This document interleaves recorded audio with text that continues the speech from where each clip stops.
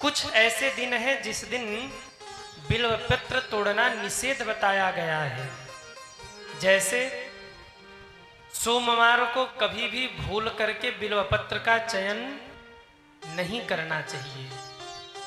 कितने लोग सोमवार को बिल्वपत्र नहीं तोड़ते? हाथ उठाओ। वाह, बड़े जानकार हैं आप लोग। सोमवार को भूल कर भी बिल्वपत्र मत तोड़िए। और अभी सुनिए, अभी केवल सोमवार नहीं, शास्त्र का कहना है पूर्णिमा और अमावस्या को भी बिल्वपत्र नहीं तोड़ना चाहिए। पूर्णिमा हो, अमावस्या हो, ऐसे समय पर बिल्वपत्र तोड़ने से बचिए आप। संक्रांति पर भी बिल्वपत्र नहीं तोड़ना चाहिए।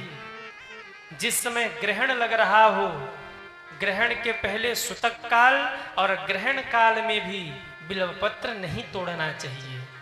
सूर्य ग्रहण हो, चंद्र ग्रहण हो, ऐसे समय निषेध बताया गया है।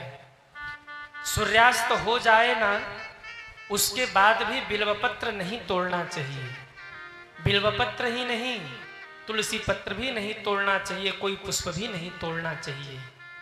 सूर्यास्त के बाद भूल करके भी बिल्वपत्र मत तोड़िएगा। जूता चप्पल पहनकर कभी भी बिल्वपत्र नहीं तोड़ना चाहिए। सुन लीजिए ध्यान से, ये बातें हो सकता है आपको न पता हो या पता भी हो, तो फिर से सुन लीजिए और इन बातों को बिल्कुल अपने जीवन में नोट कर लीजिए। कभी भी जूता चप्पल पहनकर बिल्वपत्र मत तोड़िए। कभी भी रात के समय में बिल्वपत्र मत तोड़िए। सोमवार को, अमावस्या को, पूर्णिमा को, मकर संक्रांति में, चंद्र ग्रहण, सूर्य ग्रहण में, उसके सूतक काल में कभी भी बिल्वपत्र नहीं तोड़ना चाहिए। अब आप कहेंगे गुरुजी अगर हमने तोड़ लिया तो? क्योंकि पहले तो बहुतों ने तोड़ा होगा, अब पाप तो हो ही गया, अब क्या करें? कोई बात नहीं। इसीलिए तो भोले बाबा ने शशिकांत महाराज को भेज दिया है कि आपको सही मार्गदर्शन कर देंगे।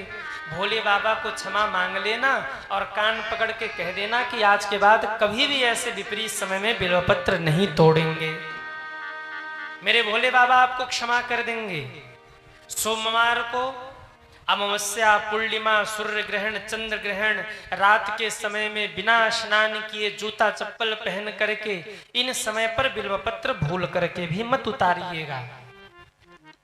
कभी भी शरीर अशुद्ध हो, जैसे मान लीजिए आप शौच आदि गए और आकर तुरंत आपने बिल्वपत्र तोड़ा कि चलो पूजन में चढ़ा देंगे नहाने के बाद, अपराध है ये। जब शरीर शुद्ध हो, स्नान करके फिर ही आप बिल्वपत्र का चयन करिए सज्जनों। अब आप कहेंगे कि गुरुजी अगर सोमवार है और बिल्वपत्र चढ़ाने की इच्छा हो रही हो और बिल्वपत्र हो नहीं पास में, तो क्या करें? कई बार माताएं क्या करती हैं, कल सोमवार है और रविवार को रात में पता लगा कि अरे कल तो सोमवार है, बिल्वपत्र तो रही गया, बस भागी भागी जाती हैं और आधी रात को ही बिल्वपत्र तोड़ लेती हैं। 8 बजे, 7 बजे, 9 बजे रात में ही गई और बिल्वपत्र तोड़ लिया कि कल तो सोमवार हो जाएगा। नहीं, ये अपराध है। और अगर आप नहीं तोड़ पाए बिल्वपत्र और सोमवार का दिन है और इच्छा हो रही कि बिल्वपत्र चढ़ाना है, कहीं मिल भी नहीं रहा है, तो क्या करें? एक बहुत अच्छी बात मैं आपको बता रहा हूं, सुन करके आपका मन प्रसन्न हो जाएगा।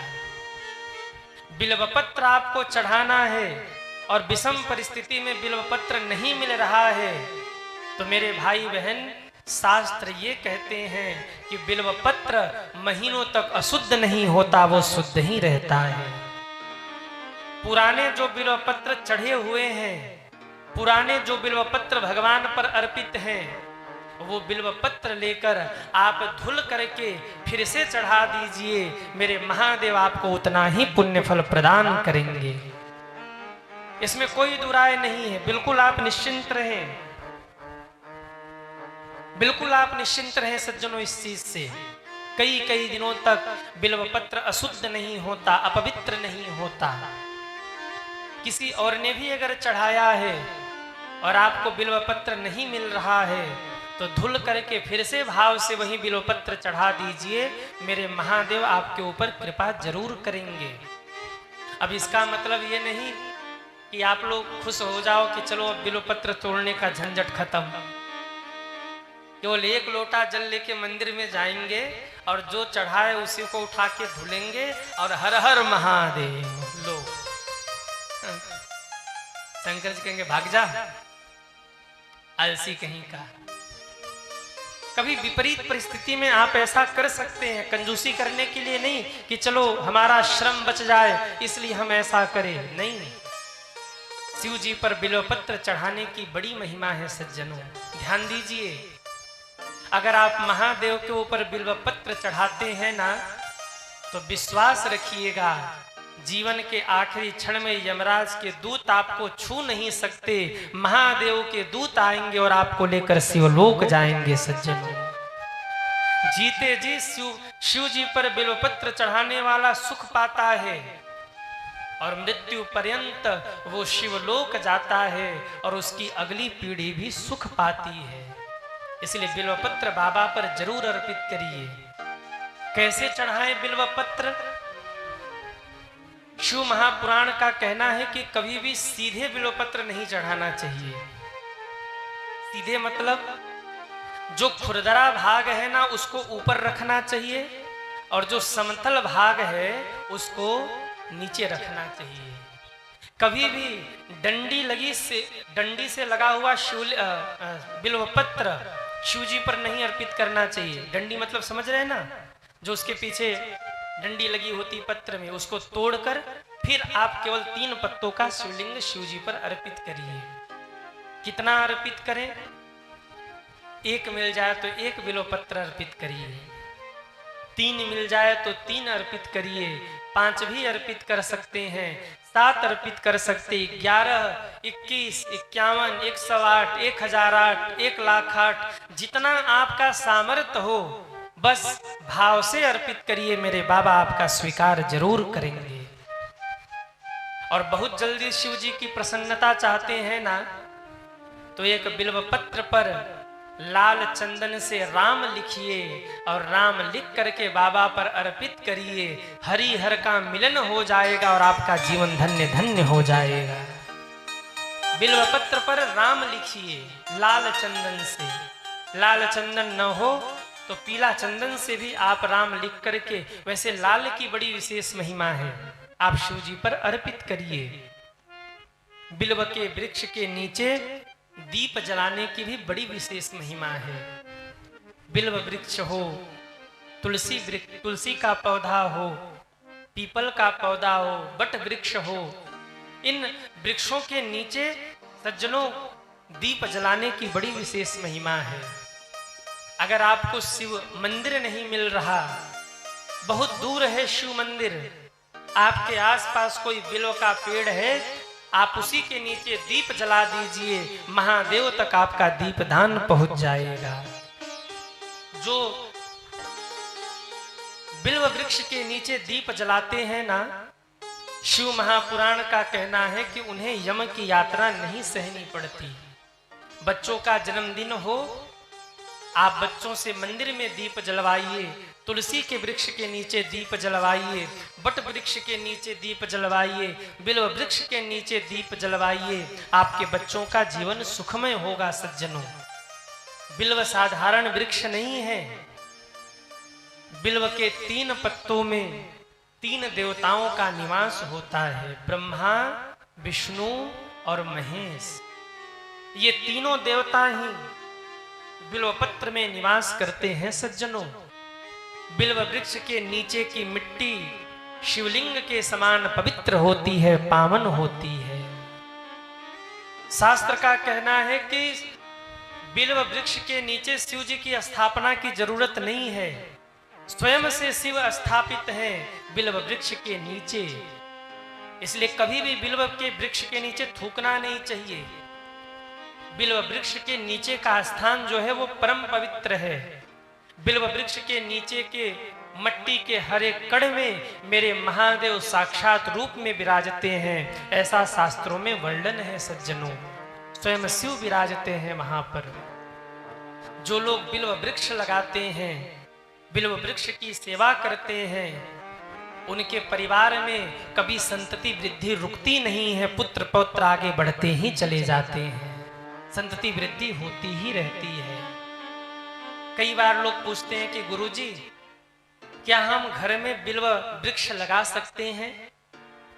अच्छा, आप लोग बताइए, क्या घर के भीतर या घर के बाउंड्री के भीतर बिल्व वृक्ष लगाना चाहिए? कहिए, नहीं पता। कोई भी कांटेदार वृक्ष कभी भी घर के परिसर के भीतर नहीं लगाना चाहिए, कोई भी कांटेदार वृक्ष।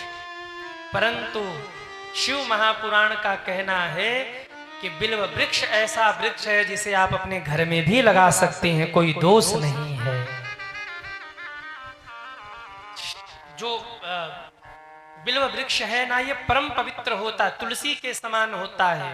इसलिए तुलसी और बिल्व वृक्ष आप अपने घर में लगा सकते हैं। बिल्व वृक्ष के लिए कोई निषेध नहीं है।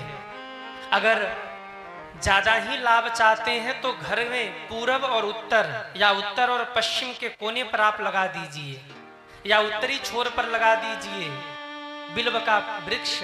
ये बड़ा शुभ होगा सज्जनों, इससे परिवार में प्रेम बढ़ेगा, माँ लक्ष्मी की कृपा होगी। क्योंकि जो बिल्व का वृक्ष है ना, आपको जानकर आश्चर्य होगा, ये शिव जी को प्रिय है, परंतु बिल्व के वृक्ष का प्रागट्य लक्ष्मी जी के द्वारा हुआ था।